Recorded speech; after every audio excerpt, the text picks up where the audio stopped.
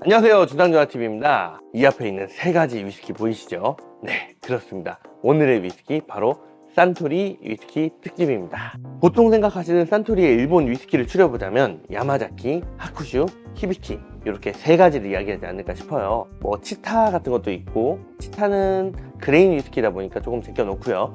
오늘은 이 산토리 위스키에서 가장 핫한 세 가지 위스키 리뷰를 한번 진행해 보겠습니다. 첫 번째는 야마자키부터 리뷰해 보도록 하겠습니다.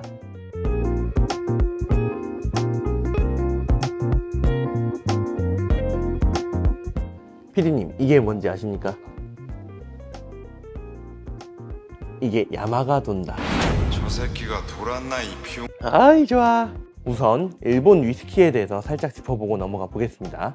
한국의 경우 요즘 들어서 위스키 제조 산업이 시작을 하고 있지만 일본의 경우에는 상당히 오래전부터 진행이 돼서 세계 5대 위스키 산지로 꼽히고 있습니다. 5대 위스키 산지라고 하면은 스코틀랜드, 미국, 캐나다, 아일랜드, 그리고 지금 하고 있는 일본, 이렇게 5곳이 세계 5대 위스키 산지입니다. 요즘 들어 제3세계 위스키라고 해서 다양한 국가에서도 위스키를 만들고 숙성시켜서 판매하고 있는데요. 그래도 가장 대표적인 5대 산지를 꼽자면 방금 말씀드린 5곳이 되겠습니다. 일본 위스키는 1899년 산토리의 창업자 토리 신지로가 오사카 시내에서 와인의 제조와 판매를 한 것부터 시작이 됩니다. 위스키부터 시작을 한 게 아니라 오사카 시내에서 와인을 제조하고 판매를 한 게 그 시초입니다. 1923년, 딱 100년 전이죠. 1923년에 헤이즐번에서 위스키 공부를 하고 온 타케츠루 마사타카와 함께 야마자키 증류소를 설립을 합니다. 이때부터 실제 위스키 산업이 시작이 된 거죠. 하지만 이제 타케츠루는 스코틀랜드와 기후가 비슷한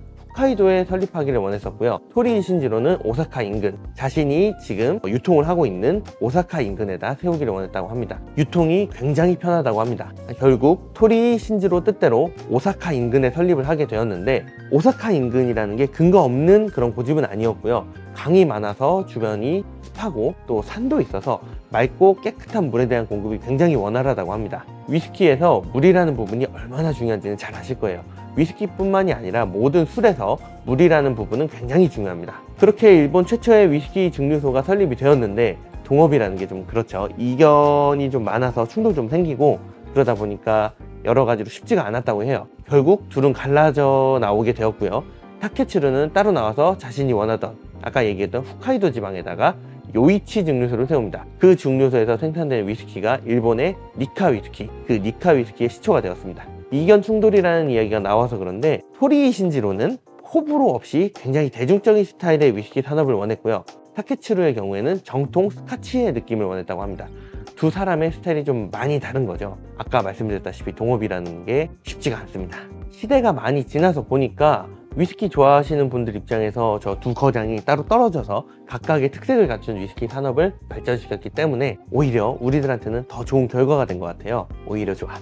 자, 이제 야마자키에 대해서 직접 알아볼 시간입니다. 야마자키는 아까 말씀드린 대로 일본 최초의 위스키 증류소고요. 일본 하면 장인정신을 얘기를 굉장히 많이 하잖아요. 그 일본 특유의 장인정신이 위스키 쪽에도 적용이 돼서 섬세하면서도 굉장히 품질이 높은 위스키로 그렇게 자리 잡고 있었습니다. 예전에는 나름 가성비 위스키로서 재패니즈 위스키가 자리를 잡고 있었는데, 아시다시피 요즘은 구하기가 굉장히 어려워요. 2008년에 샌프란시스코의 월드 스피릿 컴페티션에서 상을 받아서 그래요. 야마자키 18년, 야마자키 18년입니다. 이 제품이 상을 한 번 받고 끝난 게 아니라 무려 5년 연속으로 입상을 해버리는 거죠. 전 세계에 많은 위스키를 놓고 벌이는 대회다 보니까 5년 연속으로 수상을 한다는 게 되게 쉽지 않은 거거든요. 거기다 더불어서 위스키계의 대부 짐 머레이가 매년 선정하는 올해 최고의 위스키로 야마자키 쉐리 캐스크를 뽑아버립니다.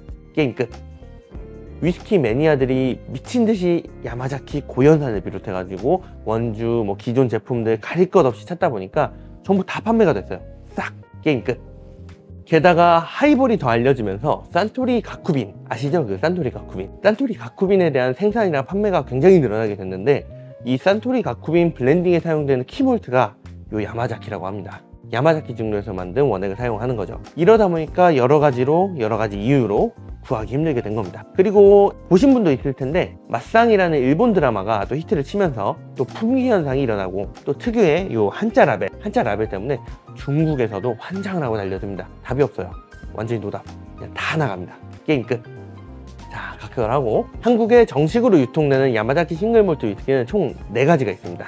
4가지는 야마자키 디스틸러 리저브, 야마자키 12년, 야마자키 18년, 그리고 야마자키 25년입니다. 기본적으로 병 모양은 다 똑같이 생겼어요. 일본 위스키, 특히 이제 산토리 쪽이 그런데 이 캡 부분이 조금 아쉬운 부분이 있습니다.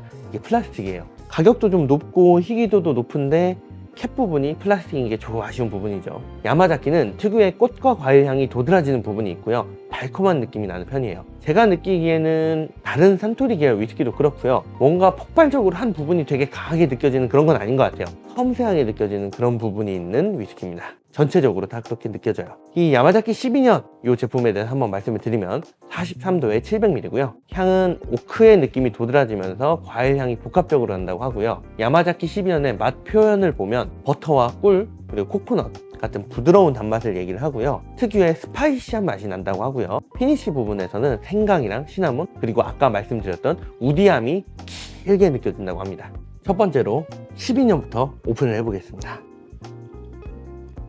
아까 말씀드린 것처럼 이 플라스틱이 좀 아쉬워요.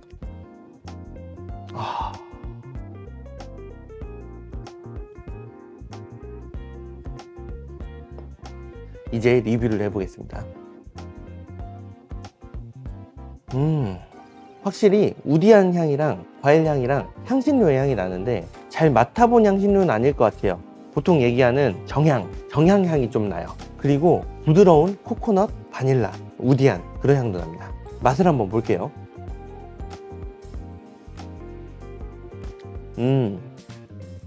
버터랑 꿀, 코코넛 같은 아까 부드러운 단맛을 이야기를 했잖아요. 그 표현이 정확히 맞아요. 굉장히 부드러우면서 크리미한 그런 달콤함이에요.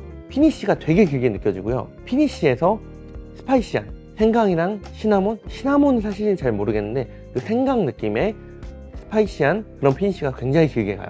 그리고 달콤합니다. 늘 말씀드리지만 술 치고는 달콤하다는 말씀이에요. 굉장히 맛있습니다. 이 자극적이지 않으면서 마시기 편한 그런 제품들을 좋아하신다면 야마자키 12년은 추천할 만할 것 같아요.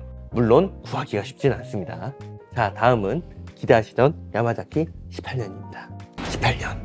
야마자키 18년은 건포도, 살구에 곁들여진 특유의 오크 향이 난다고 하고요. 야마자키 18년의 맛 표현을 보면 아까 계속 얘기했던 야마자키 특유의 과일, 그거는 기본적으로 깔려 있고요.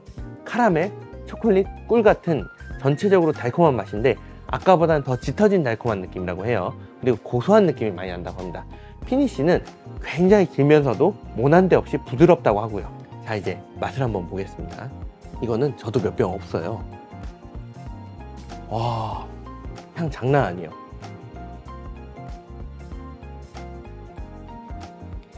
와, 색을 보면 12년이랑은 많이 달라요. 확실히 짙고 다키한 굉장히 카라멜 느낌이 많이 나는 그런 예쁜 호박빛입니다. 향은 아까 12년이랑 좀 비슷한 부분이 많아요. 근데 짙은 뭔가 더 달콤한 과일 느낌이 좀 많이 나고요. 카라멜 느낌도 좀 많이 나는 것 같아요. 오피셜한 표현에서 봤을 땐 마멀레이드 잼 같은 느낌이 난다고도 하는데 제가 그 부분은 잘 모르겠어요. 근데 좀 더 짙은 달콤한 향이 납니다. 맛을 보겠습니다.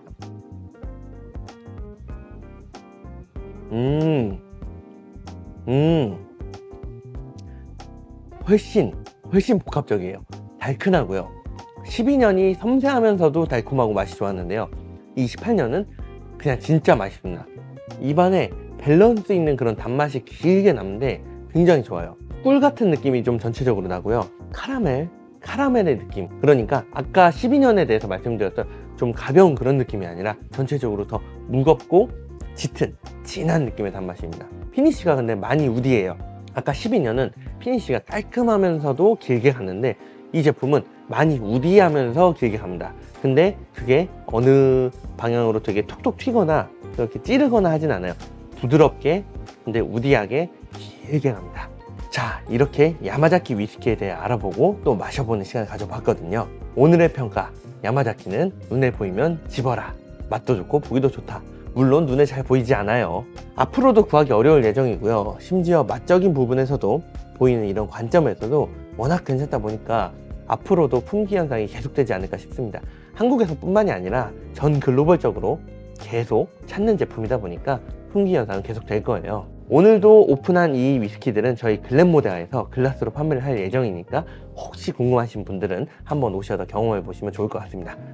여기 글렌모데 아닙니다. 여기는 제가 항상 촬영을 하고 있는 부산의 캐스켄 퀴베 몰트샵이에요. 여기도 한번 오시면 굉장히 다양한 제품이 있습니다. 다음 영상은 산토리의 다른 싱글 모트 하쿠슈로 찾아뵙겠습니다. 감사합니다. 주상전화TV였습니다.